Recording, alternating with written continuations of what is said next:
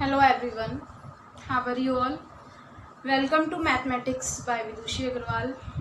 Chapter चल रहा था परसेंटेज।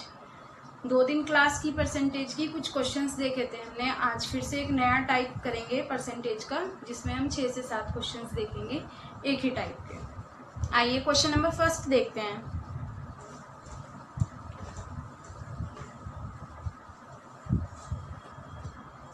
क्वेश्चन नंबर फर्स्ट है, 142 प्रश्नों वाली एक परीक्षा में जस्सी ने पहले 71 में से 40% सही उत्तर दिए।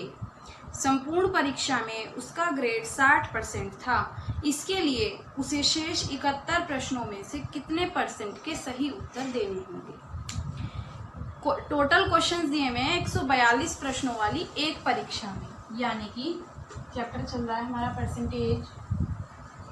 क्वेश्चन है 142 प्रश्नों वाली एक परीक्षा में, यानी कि एक परीक्षा में टोटल जो क्वेश्चंस हैं वो कितने हैं, 142। जस्सी ने पहले 71 में से, यानी कि 2 सेट उसके बने हैं 71 के, ठीक है। पहले 71 में से 40% सही उत्तर दिए। टोटल 71 में से 40% उसने सही उत्तर दिए। हम क्या करते हैं, इसको हम रेशियो में डिवाइड कर लेते हैं। इसको हम जब काटेंगे तो 1 से कटेगा और ये 2 से कटेगा। तो क्या मतलब हो गया, टोटल 2 क्वेश्चन थे जिसमें उसने एक क्वेश्चन किया और वो कितने प्रतिशत ठीक किया, 40% ठीक किया। आगे क्या कहा है, संपूर्ण परीक्षा में उसके ग्रेड 60% हो। संपूर्ण परीक्षा यानी टोटल जो 2 क्वेश्चन है उसमें वो 60% लाना चाहती है, यानी कि 120 नंबर लाना चाहती है। तो शेष 71 प्रश्नों में से कितने % सही उत्तर देने होंगे। अब जो एक में तो 40% लिया, जो शेष ये वाला क्वेश्चन बच रहा है उसमें वो कितने % लाए कि उसका जो टोटल है वो कितना आ जाए, 60% आ जाए, यानी कि 120 आ जाए।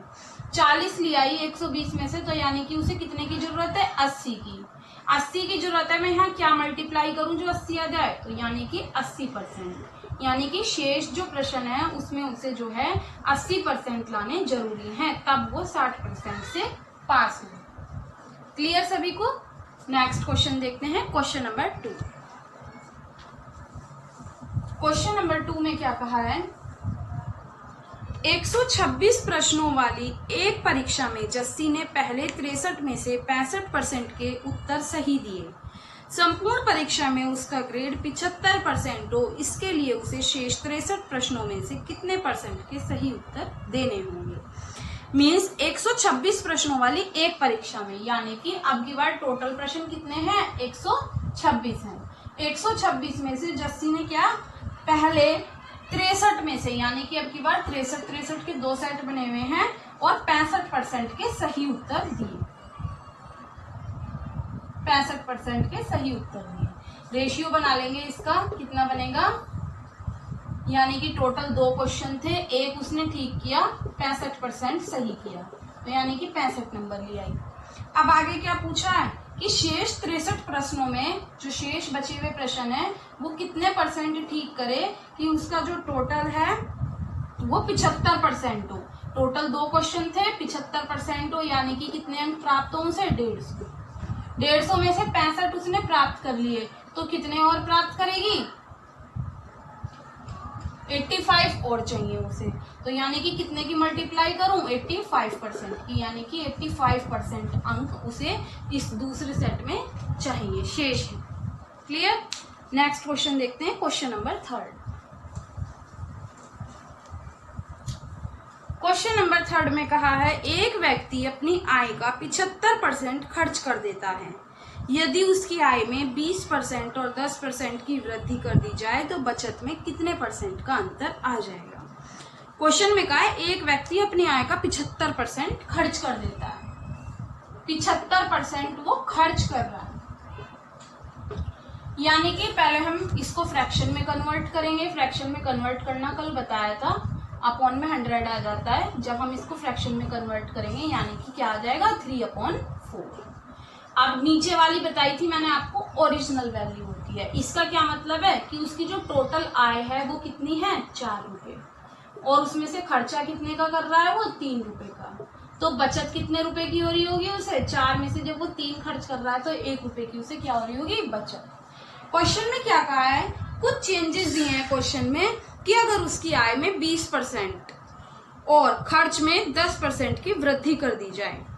अब देखो, आय में 20% की, ये जो आय है इसकी 4 रुपए, 20% की वृद्धि कर दी जाए तो यानी कि अब आय कितनी हो गई उसकी? 80।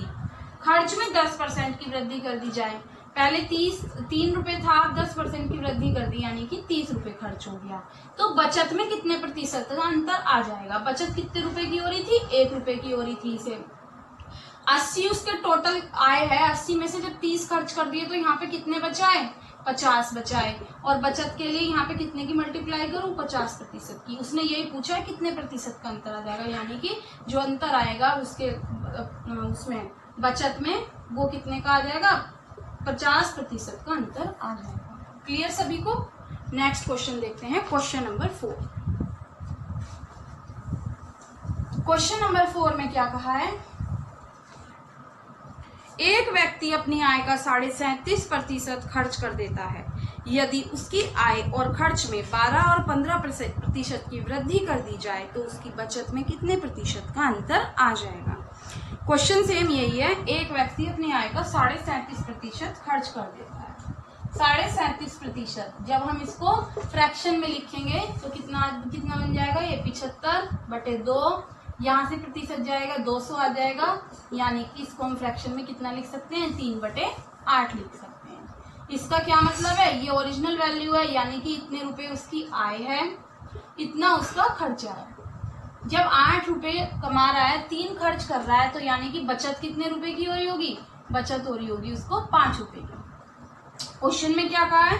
क्वेश्चन में कहा है कि आय और खर्च में 12 और 15% की वृद्धि। आय में कितने की? 12% की वृद्धि हो रही है और खर्च में कितने की? 15% की वृद्धि हो रही है। अब क्या कहा है? बचत में कितने प्रतिशत का अंतर आएगा? कितने की बचत हो रही है? 5 की। 96 रुपए कमा रहा है, जिसमें से 45 रुपीज वो खर्च कर रहा है, तो यानी कि कितने की बचत कर रहा है? 51 की। हमें कितना बताना है प्रतिशत में, तो कितने की मल्टीप्लाई करूं मैं? 51/5% की अगर मल्टीप्लाई कर दूं तो 5 से 5 कैंसिल आउट हो जाएगा, 51 बचेगा। तो यानी कि उसको इतने प्रतिशत का अंतर आ रहा है। इसको हम क्या लिख सकते हैं? इसको हम लिख सकते हैं, जब हम इसको कैंसिल आउट करेंगे तो इसको हम लिख सकते हैं 10.2%। क्लियर सभी को? नेक्स्ट क्वेश्चन देखते हैं, क्वेश्चन नंबर 5। क्वेश्चन नंबर 5 में क्या कहा है? एक व्यक्ति अपनी आय का 44/9% खर्च कर देता है। यदि उसकी आय और खर्च में 11 और 13% की वृद्धि कर दी जाए तो उसकी बचत में कितने प्रतिशत का अंतर आ जाएगा? यानी कि एक व्यक्ति अपनी आय में कितना खर्च कर रहा है? 44/9। फिर से इसको फ्रैक्शन में लिखेंगे और जब इसको फ्रैक्शन में लिखेंगे तो ये क्या बन जाएगा? 4/9, यानी कि इतनी उसकी आय हो गई, इतना खर्च हो गया। 9 रुपए कमा रहा है, 4 रुपए खर्च कर रहा है, तो बचत कितने की, सेविंग कितने की होगी उसने? 5 रुपए की। अब क्या पूछा है क्वेश्चन में कि आय और खर्च में 11 और 13% की वृद्धि। आय में 11 की और खर्च में 13% की वृद्धि कर दी जाए। वृद्धि करेंगे 99, 52, तो बचत में कितने प्रतिशत का अंतर आ जाएगा? बचत कितने की हो रही है? 5 रुपए की बचत हो रही है। यहाँ पे माइनस करेंगे 47, तो यानी कि कितने की मल्टीप्लाई करें हम? 47/5% की, क्योंकि ये 5 से 5 कैंसिल आउट हो जाएगा। इस 47/5% को हम क्या लिख सकते हैं? 9.4 लिख सकते हैं।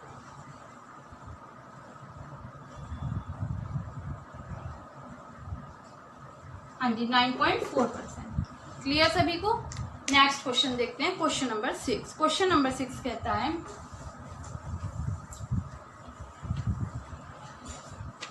एक व्यक्ति जिसकी आय 13,500 है, वह अपनी आय का 9,000 खर्च कर देता है और खर्च में 14% और 7% की वृद्धि कर दी जाए तो बचत में कितने प्रतिशत का अंतर आएगा? एक व्यक्ति है जिसकी आय कितनी है? 13,500। आय दे रखी है कितनी? 13,500। खर्च दे रखा है कितना? 9,000। हाँ जी, 9,000 है। तो पहले हम क्या करेंगे? आय और खर्च को फ्रैक्शन में बना लेंगे।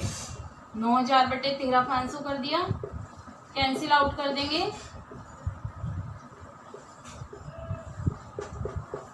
ये कितना आ गया 2/3, यानी कि 3 रुपए आय है, 2 रुपए खर्च है, तो बचत कितनी हो रही होगी, 1 रुपए बचत हो रही होगी। अब आगे सेम वही प्रोसेस है। क्वेश्चन में कहा है आय और खर्च में 14 और 7% की वृद्धि कर दी जाए। आय में 14% की क्या कर रहे हैं हम, आय एरी 14% की वृद्धि कर रहे हैं और खर्च में 7% की कर रहे हैं। तो बचत में कितना अंतर आएगा, बचत 1 रुपए थी, यहाँ माइनस करेंगे 28, तो यानी कि 28% का अंतर बचत में आ जाएगा। क्लियर सभी को? आज की क्लास में इतना ही। ये क्वेश्चंस करते रहिए, किसी को कोई भी प्रॉब्लम हो कमेंट बॉक्स में डिस्कस करिए। बाकी कल स्टार्ट करते हैं। Thank you.